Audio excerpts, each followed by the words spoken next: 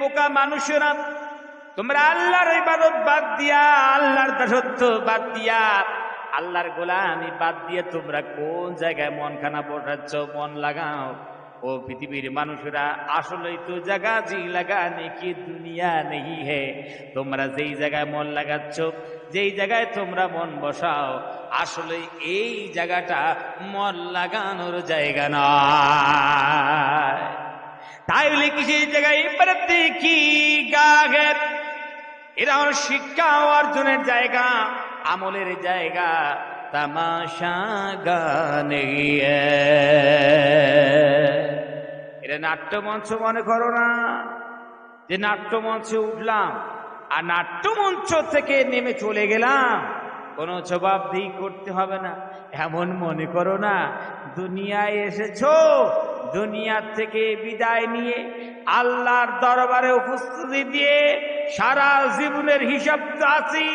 যদি দুনিয়ায় এক গ্লাস আল্লাহর পানি পান করেছো, যতক্ষণ পর্যন্ত ডে অফ জাজমেন্টে আল্লাহর আদালতে এক গ্লাস পানির জবাবদিহি করতে পারবে না, তোমার পা আল্লাহর দরবার থেকে চুল সম পরিমাণ হিলবে না। ঠিক কিনা জোরে কন?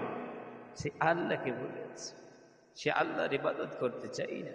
প্যারে হাদিরিন, সে আল্লাহ সুবহানাহু ওয়া তাআলা তিনি আমাদের অনেক অনুগ্রহ করেছেন, ইহসান করেছেন।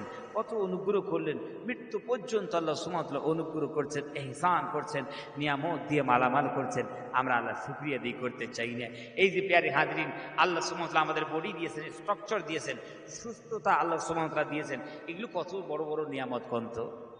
নবীজি বলেন আসিহা, এই যে সুস্থতা, সুস্থতা হচ্ছে আল্লাহ রাব্বুল আমিনের বড় নিয়ামত। বাদাল ঈমান, ঈমানের পরে, কিসের পরে?